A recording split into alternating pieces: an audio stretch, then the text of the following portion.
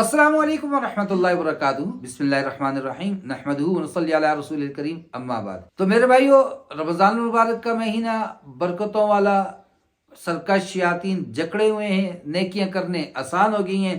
یعنی کہ وہ ایک لطیفہ یاد آئے گا، ایک آدمی تھا، اس کے بیٹے تھے اور بڑے طاقتور تھے۔ تو وہ شخص اپنے بیٹوں کو بلاتے ہیں، جمع کرتے ہیں، ان کو کہتے ہیں بتاؤ میرے بیٹو تم کتنے بہادر ہو اور تم کیا کر کے دکھا سکتے ہو۔ 6 بیٹے، اور کیا کہتے ہیں ہم ان کو اپنی زبان میں، گبرو جوان قسم کے۔ اور انہوں نے کہا ابا جان، اور صحیح تپتی دوپہر ہو اور ہم نے دیسی گھی کی خیرات کھائی ہوئی ہو اور گھر میں 2 چور آ جائیں، صحیح تپتی دوپہر میں ہم نے خیرات دیسی گھی کی کھائی ہو اور چور صرف 2 آ جائیں، تو ابا جان ان کو ہمارے سامنے باندھ کر پھینکے، دیکھیے ہم ان کے ساتھ کیا کرتے ہیں۔ تو ہمارے ساتھ تو اللہ نے وہ کر دیا، ہماری بہادری ایسی کہ شیطان کو جکڑ دیا، اس کو باندھ دیا۔ اب کہا کہ نکلو میدان میں، اب چھوٹے موٹے شتونگڑوں کے ساتھ لڑو، نفس کے ساتھ لڑو اور عبادات کر کے دکھا دو۔ تو اللہ نے کتنی آسانیاں کر دیں، کتنے کرم والا وہ اللہ ہے، کتنی مہربان وہ ذات ہے۔ واقعی رب العالمین ہے کہ ضرورتوں کو سمجھنے والا، پالنے والا، جس کو پال رہا ہے اس کی ساری ضروریات کو سمجھتا ہے۔ اللہ نے ہماری ضرورتوں کو، ہماری نفسیات کو سمجھ لیا، سرکشوں کو قید کر دیا، دریاؤں میں ڈال دیا، اور مجھے اور آپ کو آزادی دے دی، نیکی کے کام کرنے کی آزادی دے دی، اور کہہ دیا کہ جاؤ اور کرتے جاؤ اور کماتے جاؤ نیکیاں اس مہینے کے اندر۔ انسان ہے، انسان کے ساتھ نفس اور شیطان ہے، یہ بدخوابی ہوگی۔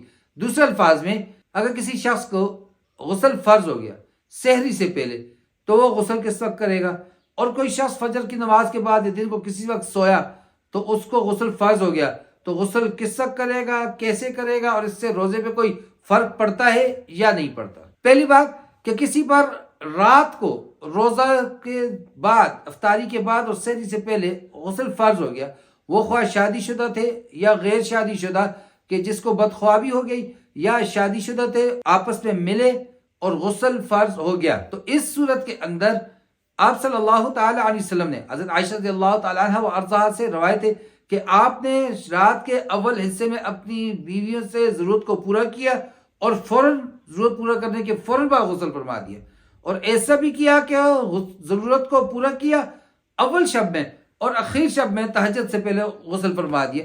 دونوں گنجائشیں، غسل کا تعلق عبادت سے ہے، روزے سے، سحری سے نہیں ہے۔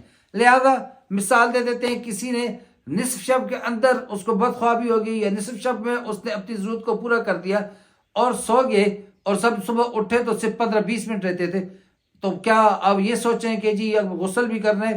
بالکل نہیں کرنا بھائی، سکون سے اپنی سحری کرو۔ سحری کے بعد غسل ضرورت ہے تلاوت کے لیے، غسل ضرورت ہے نماز کے لیے، سحری کے لیے نہیں ہے۔ ہاتھ دھو، اپنا کلی کرو، وضو کرتے ہو کرو، نہیں کرتے ہو بس ہاتھ دھو، کلی کرو، بیٹھو، اپنا کھاؤ، کھانے کے بعد پھر جاؤ اپنے سکون کے ساتھ غسل کر دیجئے۔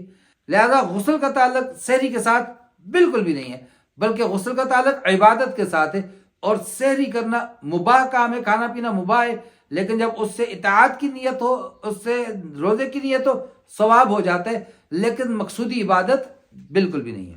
اب آ جاتے ہیں کہ کسی پر روزے کو بند کر دینے کے بعد، صبح صادق کے بعد، افطاری سے پہلے دن میں کسی بھی وقت بدخوابی ہو گئی، روزے کی حالت میں غسل فرض ہو گیا، تو کیا روزہ ٹوٹے گا؟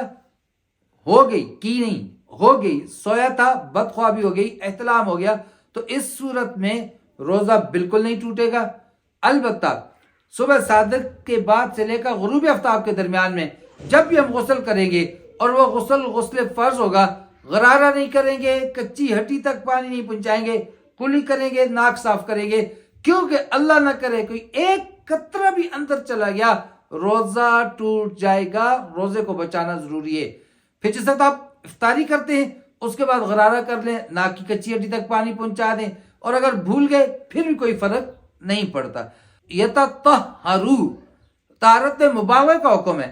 مبالغہ کیا تھا کہ ہم نے غرارہ کیا تھا اور فقط کلی بھی کر دی، غسل کا فرض ادا ہو جاتا ہے۔ لہذا کسی سے بدخوابی ہو گئی تو اس صورت میں صبح صادق سے لے کر غروب آفتاب کے درمیان میں تو غسل کریں گے، اور غسل کرنے میں غرارہ نہیں کریں گے، کہیں روزہ نہ ٹوٹ جائے، ناک میں پانی کچی ہڈی تک نہیں پہنچائیں گے، کہیں روزہ نہ ٹوٹ جائے، اور احتیاط کریں گے غسل کرنے کے اندر، اور شام کو جس وقت افطاری ہو جائے پھر غرارہ اور ناک کی کچی ہڈی تک پانی، اس عمل کو آپ دہرا دیجیے۔ یہ اس صورت میں ہے کہ جب کہ ہو گیا اور اللہ نہ کرے اپنی غلطی سے کچھ ایسا کر دیا تو روزہ بھی ٹوٹ گیا اور اس کا قضا اور کفارہ دونوں کرنا پڑیں گے، یعنی ایک روزے کے بدلے میں 61 روزے رکھنے پڑیں گے۔ اللہ تبارک و تعالی سمجھ اور عمل کی توفیق عطا فرمائے۔ وما علینا الا البلاغ۔ السلام علیکم ورحمۃ اللہ وبرکاتہ۔